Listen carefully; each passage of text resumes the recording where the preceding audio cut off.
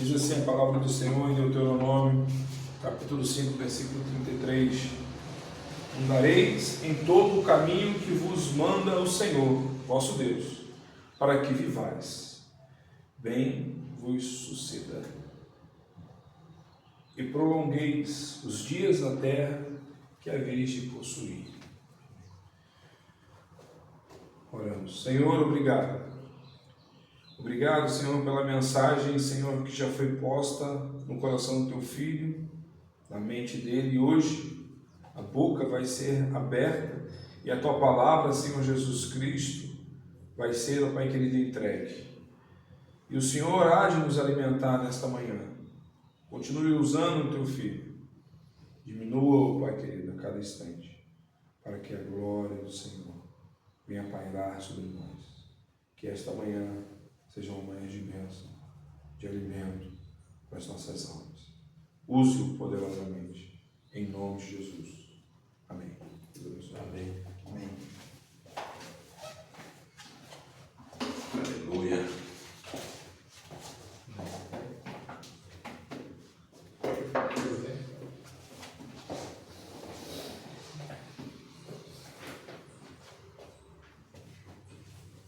Deus seja louvado por mais um domingo em que nós estamos juntos justamente para adorar o nosso Deus, nosso Santo Deus. E antes de começar, quero dar boas-vindas a todos que estão mais esse domingo. É sempre bom estar entre os irmãos e irmãs, todos nós juntos, podendo adorar esse santo nome, o nome que tem poder para salvar, como a gente cantou aqui, e que a gente está sempre aos pés da cruz. Hoje nós vamos falar de um texto na sequência do Evangelho de Marcos, como a gente tem pregado aqui essa série de mensagens do Evangelho de Marcos, para cada vez mais se aprofundar e entender o que é o Evangelho de Jesus Cristo.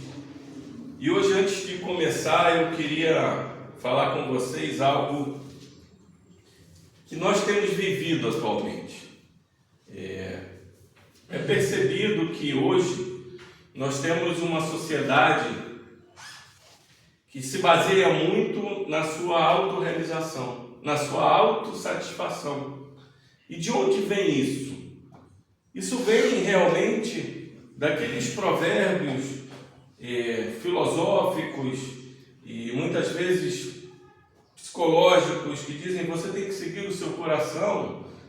Você é uma pessoa que, se você se conhecer verdadeiramente, você vai poder desenvolver o seu verdadeiro ser. Você tem potencial, você merece, você é uma grande pessoa. Essa é a cultura que nós vivemos hoje. Muitos filósofos têm ficado preocupados com essa cultura e eles têm chamado isso da cultura da autenticidade. A cultura da autenticidade é uma cultura em que a pessoa tenta ser autêntica, ela tenta ser original. Antigamente nós tínhamos uma cultura de ter referências. Hoje nós vivemos uma crise de referências.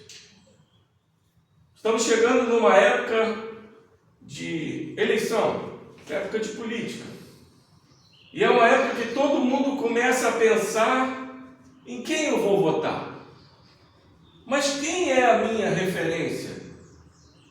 Hoje é difícil você olhar para uma pessoa e dizer: essa pessoa é uma referência para mim.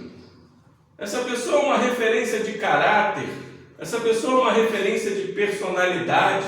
Essa pessoa é uma referência de amor. Nós vivemos uma crise de referência. Por essa cultura de autenticidade.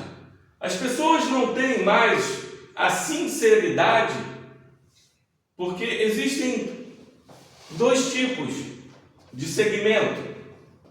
Existe a sinceridade quando nós pegamos e dizemos: eu sigo esse modelo eu sigo essa pessoa, eu sigo essa referência, e você tem prazer de dizer que tem uma referência. E existe a autenticidade, que muitas vezes é aquela pessoa que quer criar o seu ser da forma que lhe apraz, que lhe alegra, ou esconde que tenha referências, para que as pessoas pensem que ele é original ou que ela é original, mas acaba se perdendo. E essa autenticidade por si tem preocupado muitos filósofos. É interessante que, quando nós pensamos a nível do cristianismo, nós temos uma referência, nós temos em quem pensar, nós temos um modelo.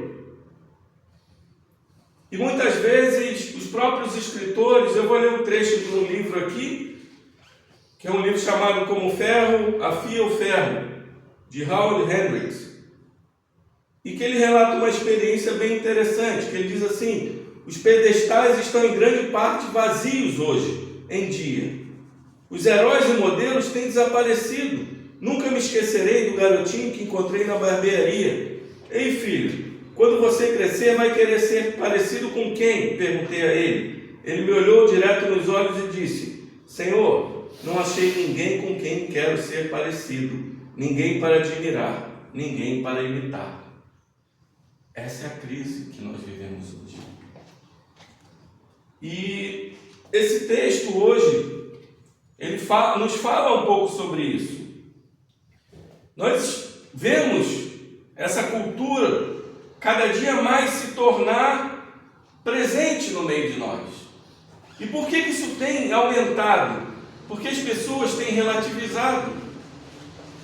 Tinha um filósofo inglês que faleceu nos últimos anos, chamado Roger Scruton, que ele dizia assim: nós temos vontade de conhecer o bom, o belo e a verdade. Mas quanto mais o ser humano se afasta de Deus, mais ele distorce essa imagem do bom, do belo e da verdade, e começa a relativizar o que é bom, começa a relativizar o que é belo, começa a relativizar o que é verdade.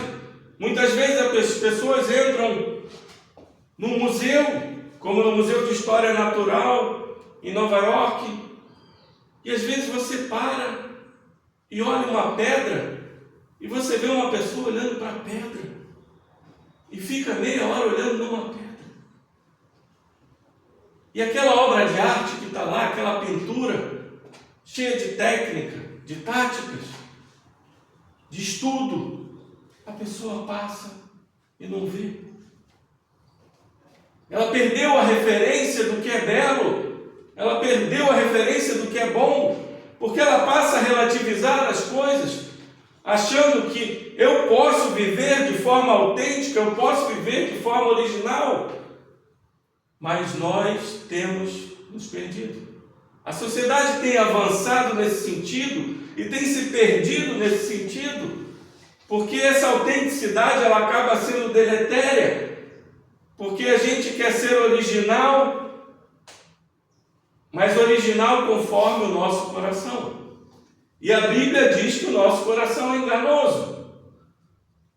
E aí as pessoas começam a se bater entre elas.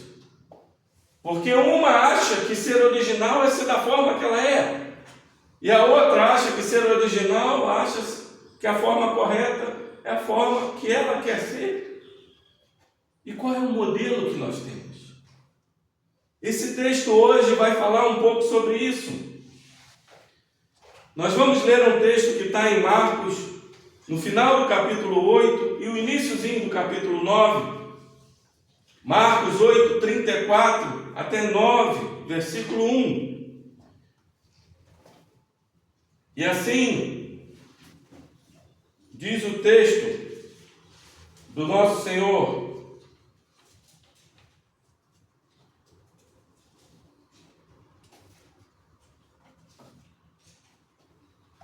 então, convocando a multidão, juntamente com os seus discípulos, disse-lhes: se alguém quer vir após mim, a si mesmo se negue, tome a sua cruz e siga-me. Quem quiser, pois, salvar a vida, perdê-la. Quem perder a vida por causa de mim e do Evangelho, salva-la. Que aproveita o homem ganhar o mundo inteiro e perder a sua alma.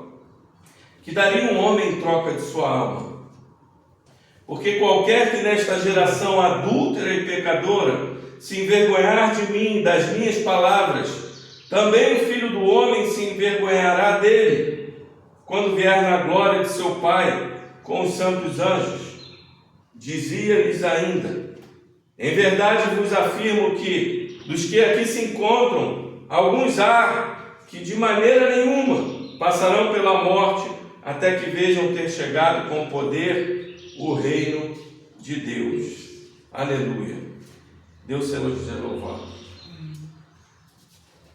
Vamos lembrar aqui que eu preguei da outra vez aquele texto tão lindo em que Pedro vai dizer: tu és o Cristo, o Filho do Deus vivo. E quando Pedro fala aquilo, o texto vai dizer que ele não fala por si só, ele fala porque o Pai revelou para ele. Jesus diz para ele: você fala isso porque o Pai te revelou, o Espírito te revelou. E verdadeiramente é isso que nós vemos. Uma ideia errada, muitas vezes, de quem é o nosso Messias, pode levar uma ideia errada ao discipulado. Uma ideia errada de quem é o nosso Salvador pode levar a uma ideia errada de como seguir a Cristo. E nós percebemos que Pedro tem essa ideia errada. Porque apesar dele falar: tu és o Cristo, Filho de Deus vivo, quando Jesus começa a falar para que ele veio, que ele seria perseguido, que ele seria morto e que ele seria crucificado, Pedro vai logo dizer: não, isso não pode acontecer, porque Pedro já tinha criado um Cristo para ele, um Cristo conforme os seus desejos humanistas, um Cristo de vitória. Mas Jesus diz para ele que o verdadeiro Messias veio para morrer, e para morrer naquela cruz. E essa ideia que nós temos muitas vezes de um Messias errado pode nos levar a um discipulado errado, a forma de ser um discípulo errado, porque muitas vezes nós olhamos para um Cristo que não é o Cristo da Bíblia. O Cristo da Bíblia, ele é o Salvador, é o Cristo que veio para salvar ovelhas perdidas, almas perdidas. Não é o Cristo que veio para trazer bênçãos. Em momento algum na Bíblia, Jesus Cristo veio falar das bênçãos terrenas. Ele fala sim das bênçãos celestiais, de que ele veio trazer para o seu povo. E muitas vezes as pessoas têm procurado as igrejas pelas bênçãos, e não pelo abençoador, e não pelo Cristo, pelo Messias, pelo Salvador. E quando nós procuramos Cristo dessa forma, nós encontramos a nossa forma errada de ser discípulo e a nossa forma errada de discipular pessoas. Quando nós falamos aqui de ser discípulo, nós temos que pensar em duas coisas: como ser discípulo e como ajudar pessoas a serem discípulas. As pessoas têm uma dificuldade hoje de entender, como eu falei, por causa dessa crise de referência, o que é verdadeiramente imitar Cristo. Você vai lembrar que o apóstolo Paulo vai dizer: sede meus imitadores, assim como eu sou de Cristo. E ele está usando uma palavra, imitador. E o que é ser imitador de Cristo? Muitas pessoas vão achar que eu tenho que seguir Cristo porque eu tenho que receber as bênçãos. Outros vão achar que eu tenho que ser um modelo de ética e moral, assim como Cristo foi. Será que é isso que Cristo realmente está querendo falar? quando ele diz: se alguém quer vir após mim, a si mesmo se negue, tome a sua cruz. O interessante é que esse texto começa, que ele convoca a multidão. Ele vinha andando com os discípulos, ele vinha andando com as pessoas ao redor dele, ele vinha andando com as multidões. Esse é o primeiro alarde que a gente tem que ter nesse texto, porque ele convoca, a palavra aqui, convocar, ele chama com veemência aquelas pessoas para ouvirem o que precisa ser ouvido. E hoje eu chamo a igreja para ouvir o que precisa ser ouvido. Porque ele, juntamente com os discípulos, ele convoca a todos. Porque muitas vezes a multidão, ela anda na presença de Cristo, mas ela não anda com Cristo. Quantas pessoas entram na igreja, estão na presença de Cristo, mas não andam com Cristo? Quantas pessoas, muitas vezes, param e pensam, às vezes até tem uma ideia certa de que eu sou pecador, eu preciso mudar a minha vida, mas eu vou para a igreja para ter mais ética, para ter mais moral, para melhorar. Cristo não exige isso de nós. Mas Flávio, você está dizendo que Cristo não exige que eu tenha ética e moral? Não nesse sentido de performance. Porque se você está performando na rua, porque muitas vezes as pessoas do mundo, como elas vivem? Elas vivem na base da performance também. As culturas mais conservadoras vão dizer que tem que se basear numa família, filhos bem criados, uma família bem estruturada, na performance da família. As culturas mais individualistas de hoje em dia, que relativizam a família, vão dizer que a gente tem que viver na cultura do nosso sucesso, na cultura do nosso emprego, no sucesso de tudo isso.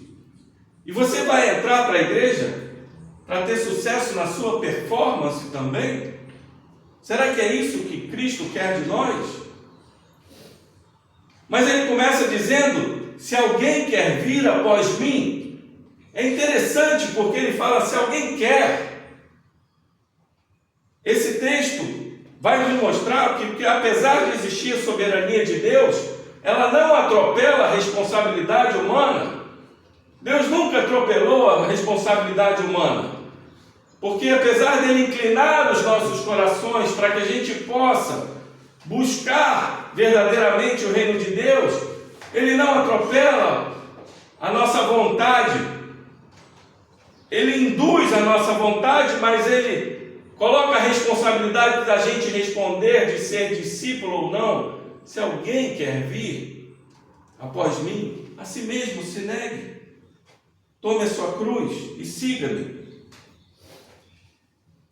E esse texto vai mostrar que primeiro a gente precisa realmente querer ser discípulo. E o querer ser discípulo tem algumas implicações, porque a primeira, verdadeiramente, é a negação. É você terminar com essa cultura do eu, do egocentrismo, que muitas vezes nós temos vivido. A cultura da autorrealização, da autossatisfação, que a gente comentou aqui, é essa cultura que você merece. Essa cultura que está implantada em nós como a semente de Adão, que é a concupiscência dos olhos, concupiscência da carne, soberba da vida, que nós queremos satisfazer o nosso eu, e Jesus manda a gente anular o nosso eu. E o interessante é que, quando ele fala aqui de negar, a palavra que nós vamos entender aqui é como se ele tivesse negar a si mesmo, negar o seu ser, é negar a sua individualidade, o seu ser, a sua alma, a sua personalidade, no sentido de que você não vai negar totalmente a sua vida, de abandonar todas as coisas, abandonar a sua família, abandonar todos os seus projetos, mas você vai colocar os seus projetos nas mãos de Deus. Você negar a si mesmo é você negar a sua vontade e começar a pensar com a vontade de Deus. Qual é a vontade de Deus para a minha vida? Muitos vão dizer de um livro, que o autor, o sobrenome dele era Sheldon, que ele falava o que Jesus faria nos seus passos. Nos seus passos, o que faria Jesus? Esse livro foi um best-seller, mas se trata de um evangelho social. Porque muitas vezes você para pensar em Jesus como aquele padrão de ética e moral que eu falei aqui. Mas não é isso que nós buscamos. Jesus não quer dizer para nós que nós temos que ser somente padrão de ética e moral. Ele diz que nós temos que negar a nós mesmos. E negar o nosso eu é uma das coisas mais difíceis que existem. Porque nós temos essa vontade de fazer somente as nossas vontades. É por isso que eu digo que a autenticidade, ela está progredindo em progressão aritmética. Lá atrás e hoje em progressão geométrica. Porque ela começa realmente numa velocidade de satisfazer o meu eu. E a gente começa a se perder. A gente perde o referencial. E quando a gente se encontra totalmente perdido, a gente tenta buscar uma referência e não tem. Mas Jesus nos dá o caminho dizendo: negue a si mesmo. Negue o seu eu. Ele não quer que você perca a sua identidade, mas Ele quer que você, de uma certa forma, entenda que a sua vida tem que ser vivida conforme a vontade dEle. Mas aí você pode dizer: mas como eu vou viver conforme a vontade de Deus? Nós temos em nossas mãos, ainda no século 21, um livro de capa preta, que nos mostra verdadeiramente a vontade do nosso Deus, que nos mostra textos como esse, o que nós devemos fazer. E Jesus diz: tome a sua cruz. As pessoas têm um entendimento errado sobre isso também. Acham que tomar a sua cruz, irmãos, é que cada um tem a sua cruz. Porque eu tenho uma doença, eu tenho uma cruz. Porque eu tenho um chefe ruim, eu tenho uma cruz. Porque eu tenho uma família ruim, eu tenho uma cruz. Não é dessa cruz que ele está falando. Não é dessa cruz que Cristo quer verdadeiramente que a gente tome e siga Ele. O que Cristo está querendo nos dizer aqui? Tomar a cruz é o sentido de você entender que quando você nasce para ser um verdadeiro discípulo, que você consegue começar a negar o seu próprio eu, você vai tomar a cruz, que é o mesmo caminho de cruz que ele tomou, que é um caminho de desprezo, que é um caminho que as pessoas vão olhar para você e falar: você é louco, que é um caminho que as pessoas vão olhar para você e vai dizer assim: essa pessoa não está nas suas faculdades mentais boas. E é um caminho de morte. O interessante é que o chamado de Cristo é um chamado de morte. O chamado para ter vida é um chamado de morte. Quando Cristo diz: negue a si mesmo, Ele está dizendo: morra para si mesmo e viva para mim. E quando Ele fala: tome a sua cruz, Ele está dizendo, assim como Ele falou para os discípulos em Atos 1:8, que o Espírito descerá sobre vós e vós sereis minhas testemunhas. Testemunhas no grego quer dizer mártir. Vós serão mártires. Vocês morrerão por mim. Assim como Cristo falou para a igreja na Ásia: ser fiel até a morte. Ela não está dizendo até o momento da sua morte. Ela está dizendo o seguinte: seja fiel até que você tenha que se entregar para morrer por mim.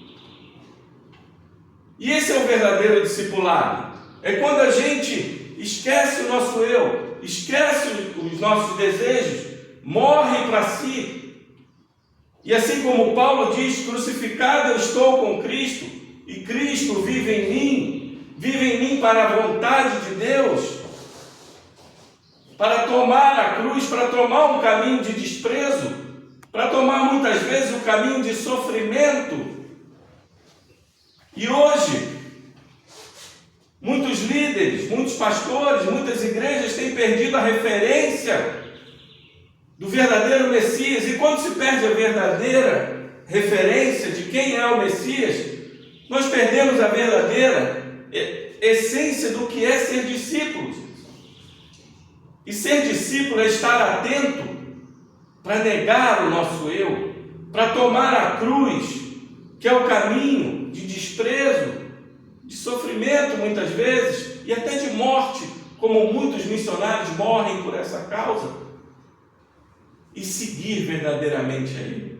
Essa palavra seguir vem desde o início do Evangelho, quando ele convoca André e Pedro, Tiago e João, ele fala, siga-me. Levi também, ele diga, siga-me. Mas o seguir a Cristo não é seguir seu padrão de ética e moral, é seguir a pessoa de Cristo, é seguir quem Cristo verdadeiramente é. E quem é Cristo para você? Cristo é aquele que pode me abençoar? Ou Cristo é aquele, como a gente cantou aqui, que tem poder para salvar? Cristo é aquele que morreu por mim, que se entregou na cruz por amor, pela minha vida.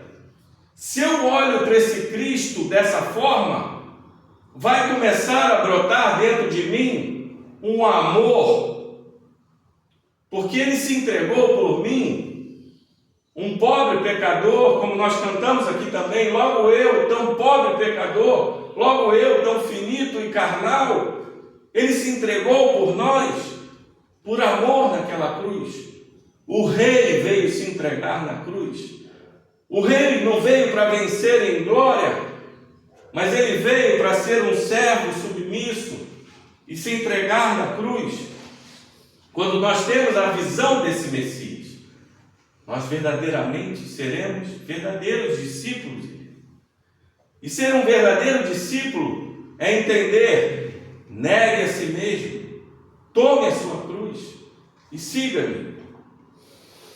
Nós somos humanos, nós somos falhos, nós somos fracos.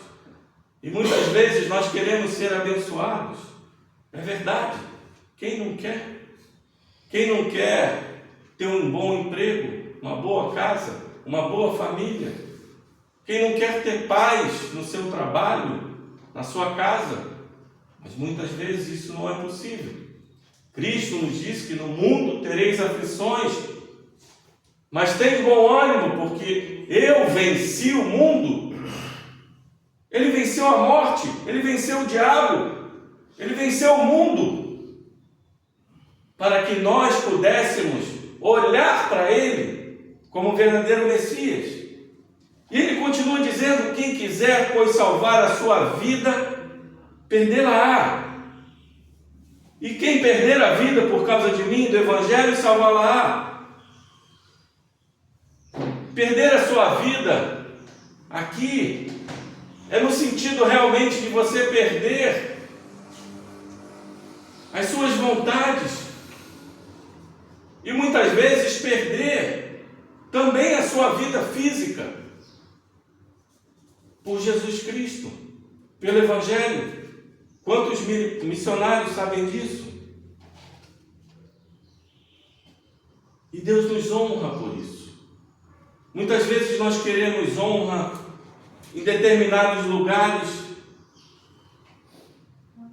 onde Deus não quer nos dar honra. Eu não vou lembrar o nome de um pastor no Irã que desde 2012 ele vem sendo perseguido. O primeiro nome dele é Youssef. E muitas vezes ele teve a oportunidade de negar a Cristo, porque ele foi preso, porque ele não queria que seus filhos lessem o Alcorão. E ele Nas sentenças que ele recebia, o juiz dizia para ele: se você negar a Cristo e deixar seus filhos lerem o Alcorão, eu te liberto. E ele não negava, e ele chegou a ser, em 2019, se não me engano, condenado à morte. Porém, recentemente, em 2023, ele foi libertado da prisão, com algum apedrejamento, com algumas chicotadas, mas ele está vivo ainda até hoje. Deus honrou ele, porque ele não quis negar a Cristo. Ele tomou a cruz dele do sofrimento e ele seguiu verdadeiramente Cristo. Porque quando Jesus fala siga-me, é como se você estivesse olhando para a cruz junto com ele e dizendo: eu estou indo para a cruz junto com você. Eu estou indo, como o apóstolo Paulo diz, nós somos como ovelhas indo para o abatedouro. Essa é a verdadeira essência do discípulo.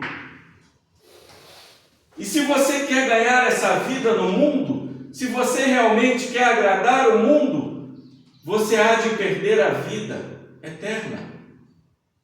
Se você quer viver muito bem a sua vida terrena, você vai perder a sua vida eterna. Porque quando você abraça uma, você perde a outra. Uma anula a outra. Qual é a vida que você quer? É a vida de agradar as pessoas, de agradar ao mundo? Quantos líderes hoje têm mudado essa santa doutrina para agradar pessoas dentro da igreja? Para agradar a multidão que não anda com Cristo?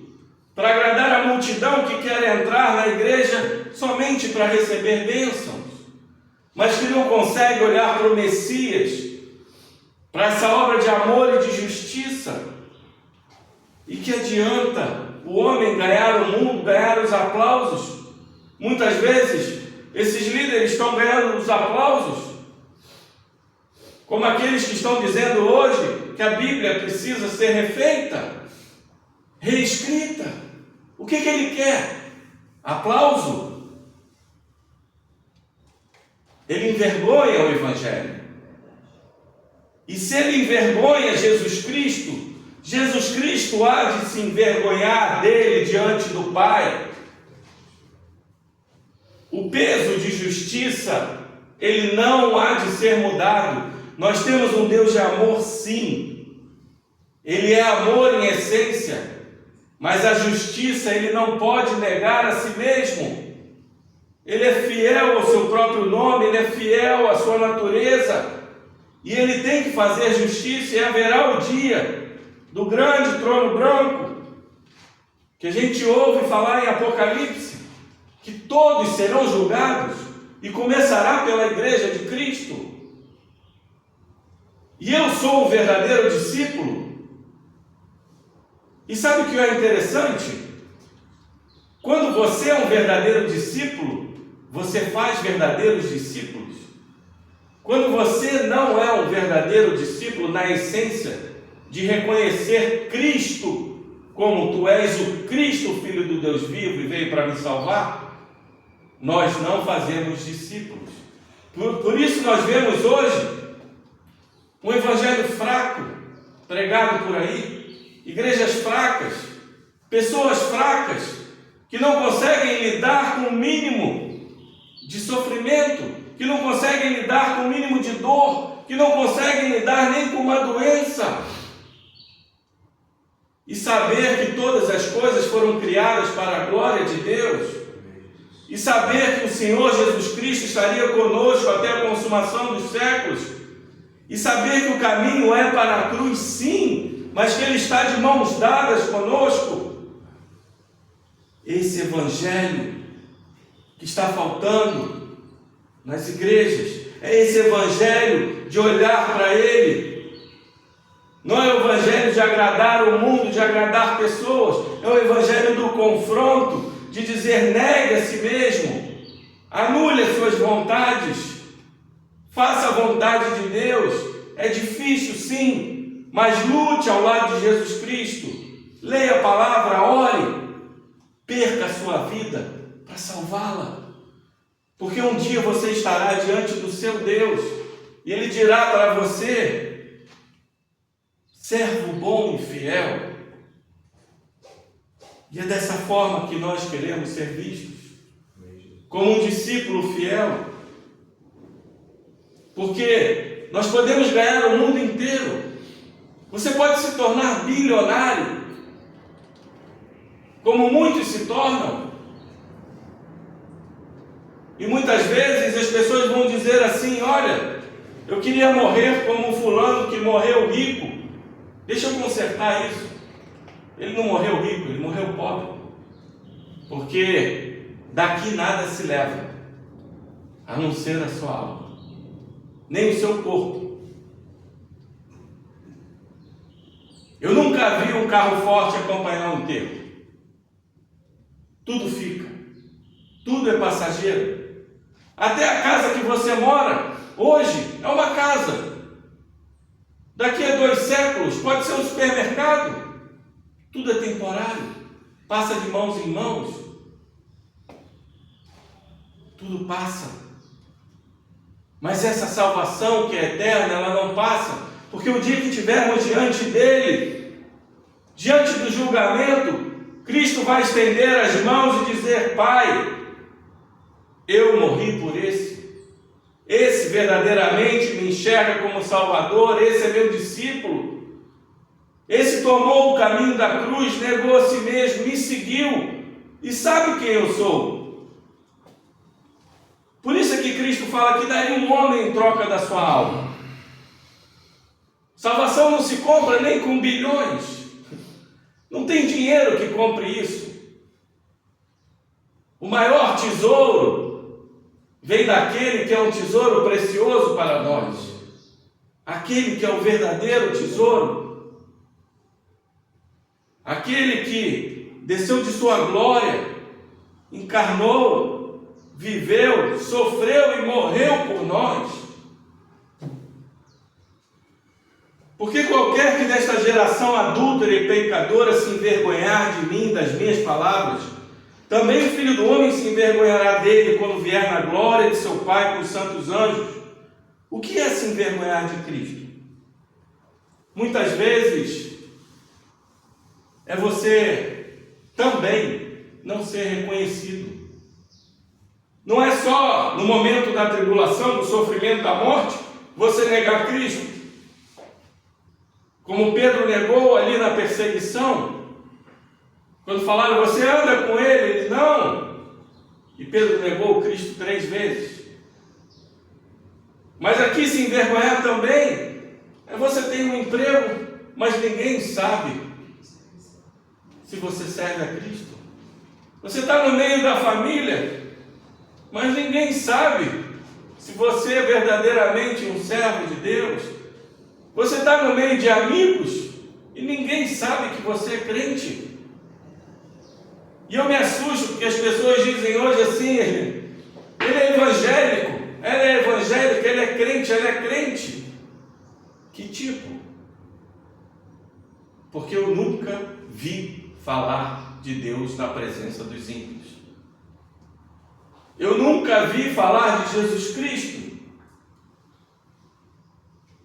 Quem é a nossa referência? E não adianta, porque se você tem vergonha de Jesus Cristo, Ele terá vergonha de você diante do Pai. E sabe qual é a pior sentença que um ser humano pode receber? Principalmente aqueles que estão na igreja e que acham que estão em Cristo e não estão? É ouvir da boca de Jesus Cristo o seguinte: gente, eu vou te dar o que verdadeiramente você quis a sua vida inteira. Eu vou te dar aquilo que você fez a sua vida inteira. Você não se envergonhou de mim a vida inteira? Você não se escondeu para mostrar que não era um discípulo meu? Você não queria estar bem com essas pessoas do mundo? fique com essas pessoas do mundo,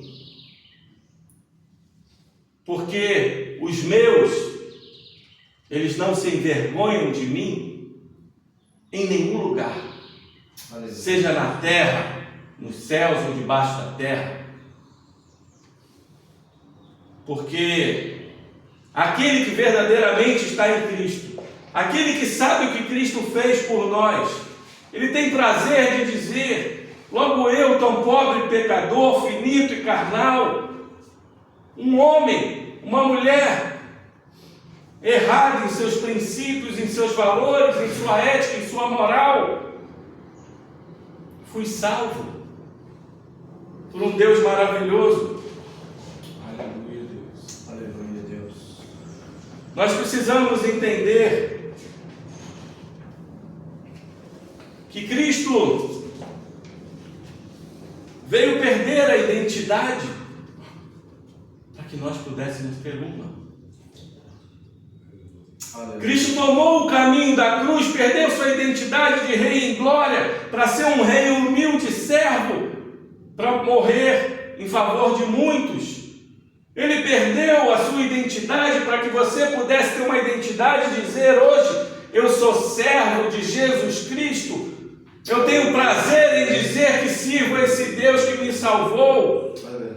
Eu posso ter uma vida de sofrimento, eu posso ter uma vida de dor, eu posso ter uma vida de doença, mas o meu Cristo eu não abandono, eu não me envergonho. Aleluia, Jesus. Eu quero falar sobre Ele, eu quero pregar sobre Ele, eu quero amar Ele por toda a eternidade. Assim tem que ser os nossos corações. Seguir a Cristo não é seguir as doutrinas. Muitas pessoas acham que eu conheço verdadeiramente as doutrinas, eu conheço quem Cristo é, mas você conhece o que Cristo fez por você? Você conhece a definição de Messias? Você conhece o que Cristo é para você?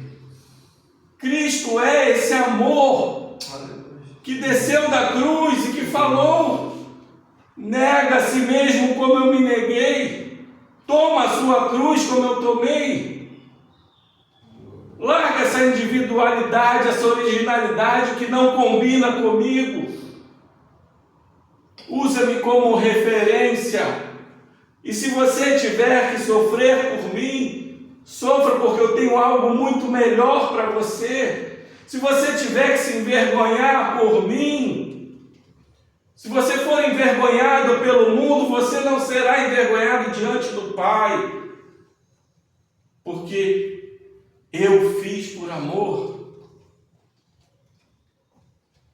C.S. Lewis, terminando um dos seus livros, Cristianismo Puro e Simples, ele vai dizer a seguinte frase, já caminhando para o final: quanto mais nos libertamos de nós mesmos e deixamos que seja Cristo quem nos dirija, tanto mais verdadeiramente nos tornamos nós mesmos. Cristo é tão imenso que milhões e milhões de pequenos Cristos, todos diferentes entre si, ainda são insuficientes para exprimi-lo por inteiro. Foi Ele quem nos criou a todos, inventou, tal como o escritor inventa os personagens de um romance, cada um desses diversíssimos homens novos que você e eu estamos destinados a ser. Nesse sentido, os nossos verdadeiros eus estão todos à nossa espera nele. De nada nos adianta procurarmos ser nós mesmos sem Ele. Quanto mais eu resistir a Cristo, quanto mais eu tentar viver por conta própria, mais me verei dominado pela minha hereditariedade, pela minha criação, pelas minhas circunstâncias e pelos meus desejos naturais.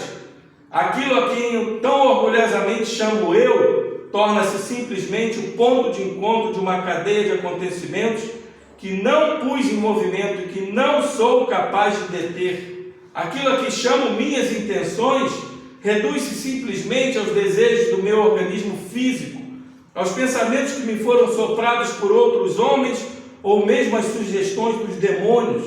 No meu estado natural, não sou nem metade da pessoa que imagino ser. Praticamente tudo aquilo a que dou o nome de eu pode encontrar uma explicação muito fácil. É somente quando me volto para Cristo, quando eu entrego a sua personalidade, que começo a ter personalidade própria. Mas para isso, tem de haver uma verdadeira entrega do eu. Você tem de lançar fora as cegas, por assim dizer. Sem sombra de dúvida, Cristo dar-lhe-á uma personalidade real, mas você não deve procurá-lo por isso. Enquanto a sua verdadeira preocupação continuar a ser a sua própria pessoa, você ainda não estará à procura de Cristo. O primeiríssimo passo é tentar esquecer inteiramente do seu eu. O seu autêntico novo eu, que é de Cristo também, seu, e seu unicamente por ser dele, não aparecerá enquanto você o buscar. Surgirá apenas quando você estiver à busca de Cristo. É um princípio que percorre a vida inteira, do começo ao fim. Entregue-se a si mesmo e encontrará o seu verdadeiro eu.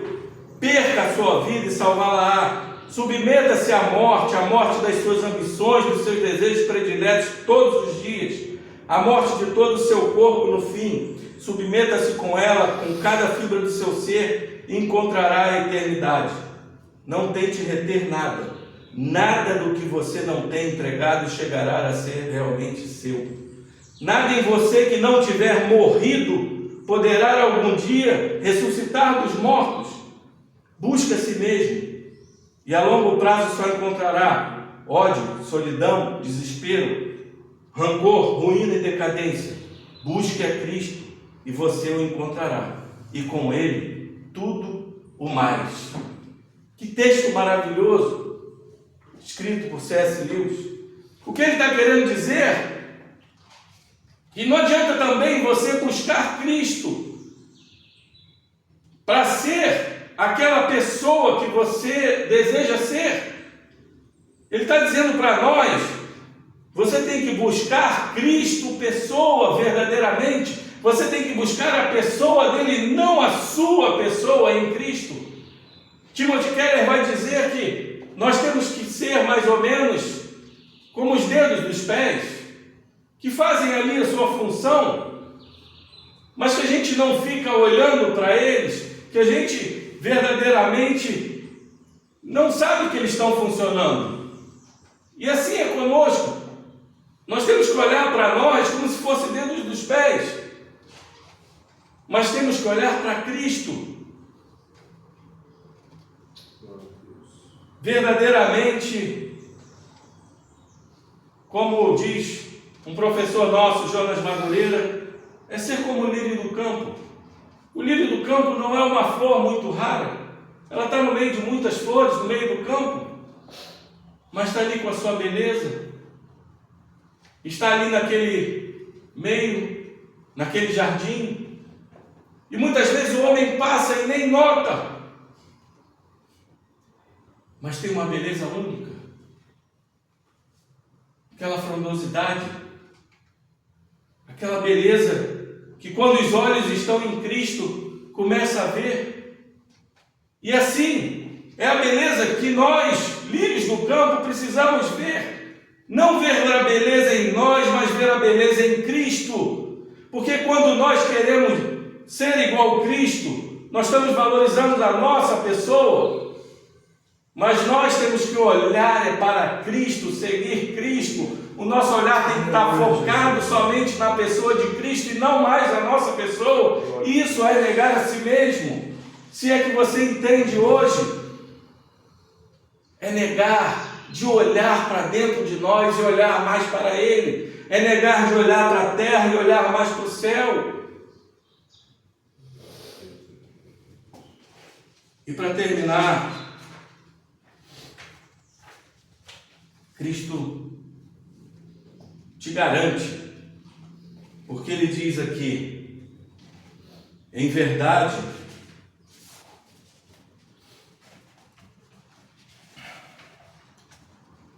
vos afirmo que, dos que aqui se encontram, alguns aqui de que de maneira nenhuma passarão pela morte até que vejam ter chegado com poder o reino de Deus.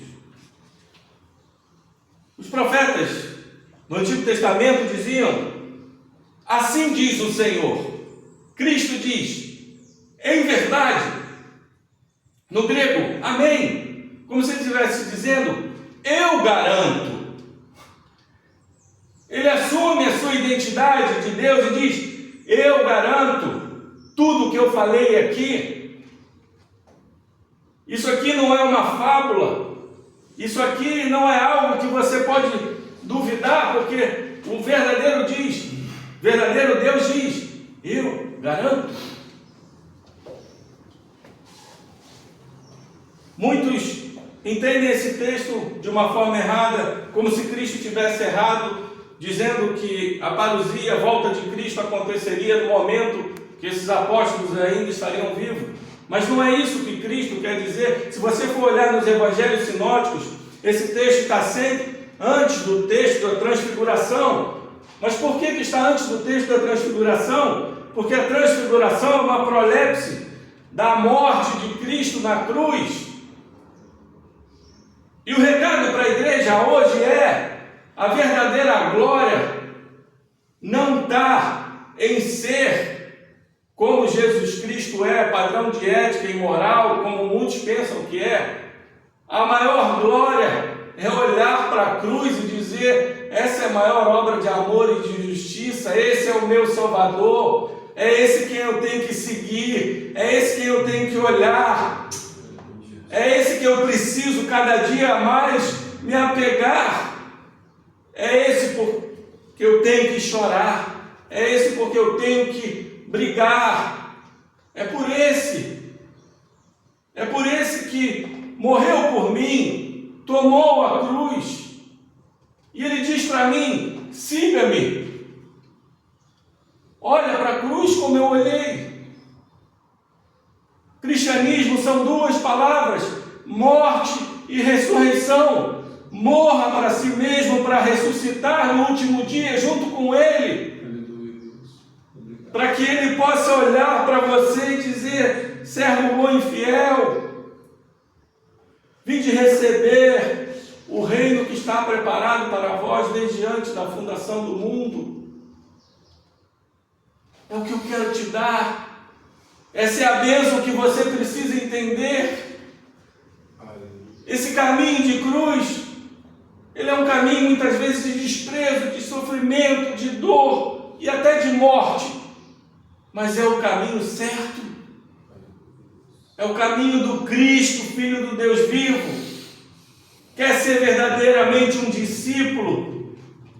Olhe para Cristo como seu Salvador, não somente como aquele que pode te trazer bênçãos. Olhe para Cristo como aquele que negou a si, negou a sua identidade de Deus, tomou a cruz e seguiu, para que você estivesse aqui hoje, clamando o seu santo nome, junto com os santos anjos. Um dia você dirá: glória seja dada a Deus, porque eu não fiz nada por essa salvação, Ele fez tudo por mim, e Ele tomou a cruz por mim, e que eu possa olhar diante dEle, e dizer, me prostrar diante do Rei, e dizer: o que é essa obra da cruz que o Senhor fez?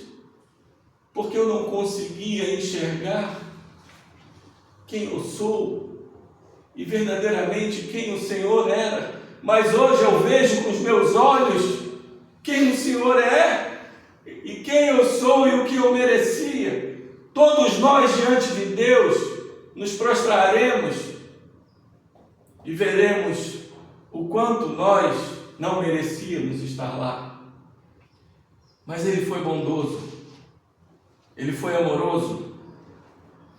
E se você passar a enxergar Cristo com esse amor de cruz, com esse amor de salvação, os seus discípulos, aqueles que você quer ensinar, aqueles que você quer pregar, eles serão fortes como Cristo, eles serão resilientes como Cristo, eles estarão dispostos a lutar, a sofrer e até morrer por essa causa.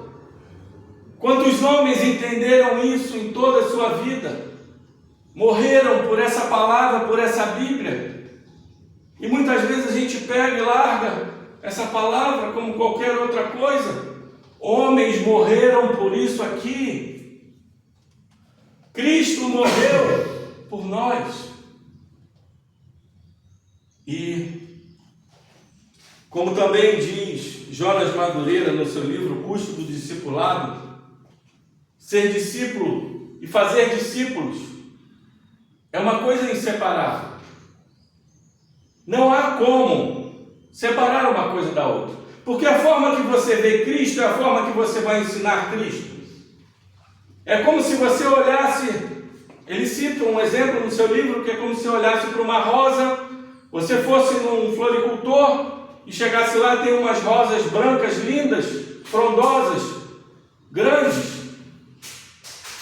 Só que você não gosta daquela cor. Você sabe que a sua esposa gosta da cor vermelha. E você vai comprar aquelas rosas, mas vê que as rosas vermelhas estão murchas. Você não pode chegar para o floricultor e dizer, ó, quero levar essas flores aqui, mas com a cor vermelha. Não dá para separar, apesar de você distinguir com seu cérebro a cor e a estrutura da flor, você não consegue separar. E assim é com o discipulado.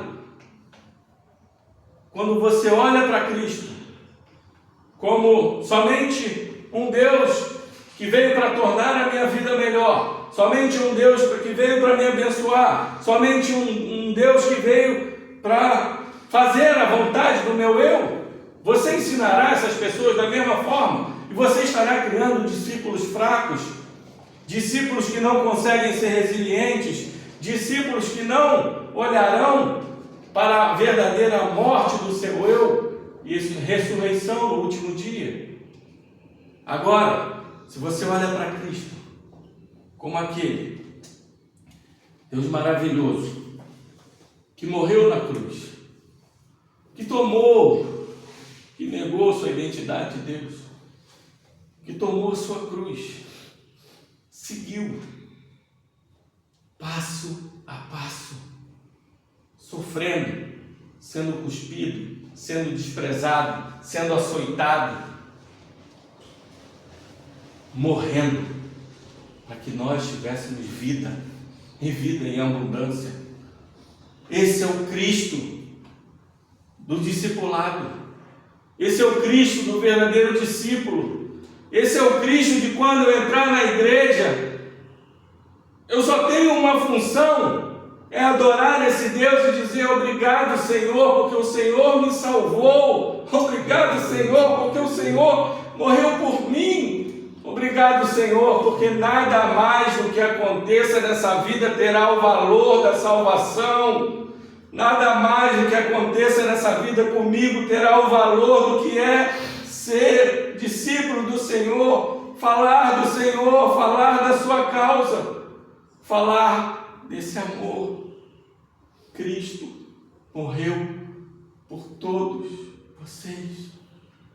Cristo entregou a sua vida por nós. Ele é o Cristo, Filho do Deus vivo. Aleluia, Jesus. Ele não é um Deus que veio somente para nos abençoar. A bênção maior Ele já nos deu. Que a gente pode ganhar o mundo inteiro, mas perder a alma. Mas Ele não deixará a sua alma se perder, porque Ele vai te ensinar a olhar para Ele, Ele vai te santificar, para que você possa ver hoje, assim como a gente olha para esse Evangelho e diz assim, como o apóstolo Paulo, eu não me envergonho do Evangelho de Deus, porque é o poder de Deus para salvar todo aquele que crê. Cristo seja louvado. Amém. A obra da cruz seja louvada. Amém. Essa justiça feita na cruz seja louvada. E que esse amor seja eternizado nas nossas mentes, corações e palavras por toda a eternidade. Para a honra e glória de Deus o Pai. Aleluia. Amém. Vamos orar. Senhor, Deus e Pai, te louvo e te agradeço Aqui como igreja te adoramos, te exaltamos, te bendizemos, porque Tu és o Cristo, Filho do Deus vivo. Tu és aquele que desceu da Sua glória, nasceu, viveu, sofreu e morreu por nós. Como servo humilde, Tu vieste para ser desprezado, ser açoitado, ser maltratado e ser crucificado.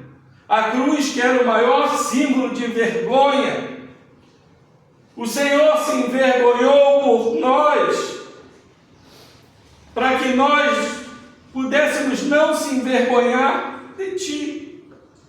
A gente não deve se envergonhar daquele que passou a vergonha por nós. A gente deve olhar para Ti, Senhor. Ensina-nos a olhar para Ti como nosso Salvador, como nosso Deus, como nosso Pai, como nosso único Senhor, mas aquele que dedicou a sua vida terrena a nos trazer a maior bênção, que é a nossa salvação em Cristo Jesus. Seja louvado, seja adorado. Ensina-nos, Senhor, a ser verdadeiros discípulos, para que a gente discipule as pessoas conforme a Tua vontade, negando o nosso próprio eu, tomando a nossa cruz, olhando para a cruz junto contigo e caminhando, muitas vezes para o caminho do desprezo, do sofrimento e até da morte, mas para que um dia a gente possa ouvir do Senhor: verdadeiramente são meus discípulos, porque eu vejo o amor em vocês, o amor pela cruz, o amor por fazer discípulos da cruz. Seja adorado, Senhor, seja louvado. Obrigado por esse santo culto, por essa santa palavra, por essa obra maravilhosa da cruz. É o que oramos em nome de Jesus. Amém. Amém. Aleluia.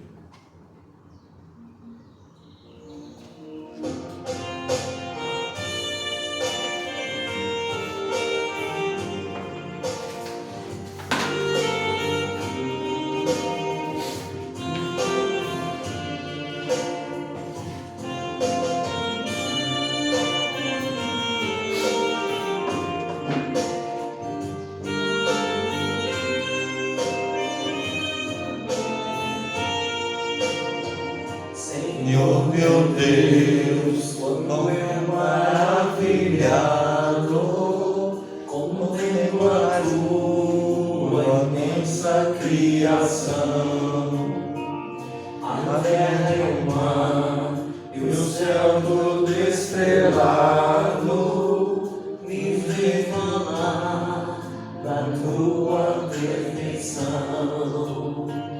Então minha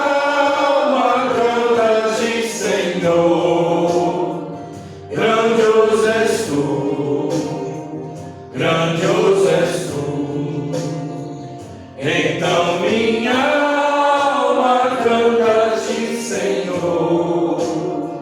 Grandioso és tu, grandioso és tu. Quando as estrelas tão de mim distantes, vejo a brilhar, convive no esplendor, revelando a Deus as glórias cintilantes, que meu Jesus deixou o meu amor. Então minha alma canta-te, Senhor. Grandioso és tu, grandioso és tu. Então minha alma canta-te, Senhor. Grandioso és tu.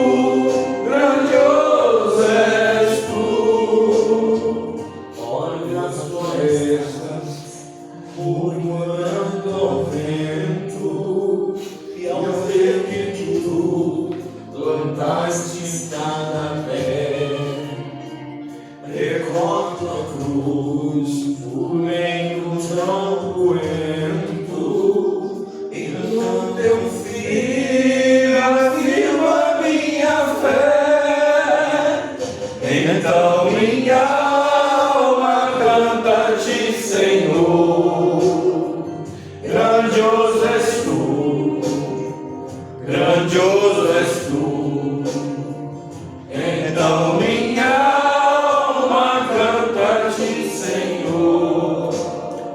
grandioso és tu, grandioso és tu. E quando quero subindo não poupaste, teu filho amado por amor de mim. Meu coração que nele tu ganhaste, transborda, ó Pai, de amor que não tem fim. Então minha alma canta-te, Senhor, grandioso és tu, grandioso és tu. Então minha alma canta-te, Senhor, grandioso és tu, grandioso és tu.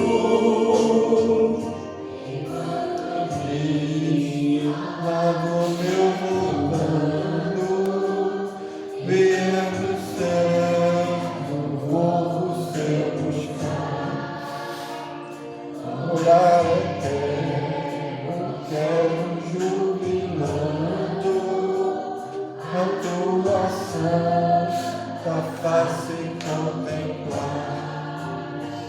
Então minha alma canta-te, Senhor, grandioso és tu, grandioso és tu.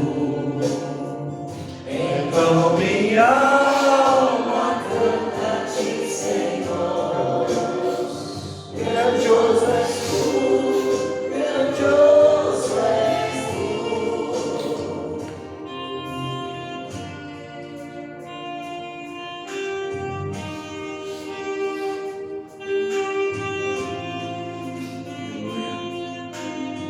Louvado seja adorado. Oh, meu Pai querido, quanto mais admiro as maravilhas que criastes, mais tenho certeza de quão grandioso és tu. Então minha alma canta-te, Senhor, grandioso és tu, grandioso és tu. Então minha alma canta-te, Senhor, grandioso és tu, grandioso és tu.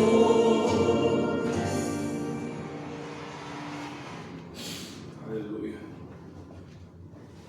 Que a graça do nosso Senhor Jesus Cristo, revelada na cruz do Calvário, que o amor de Deus o Pai, revelado na eleição dos seus santos, e que a comunhão do Espírito Santo que se revela na igreja de nosso Senhor Jesus Cristo, todos aqueles que digam no seu coração que Jesus é Cristo, Filho do Deus vivo, todos aqueles que amam o Senhor nesse momento, digam amém.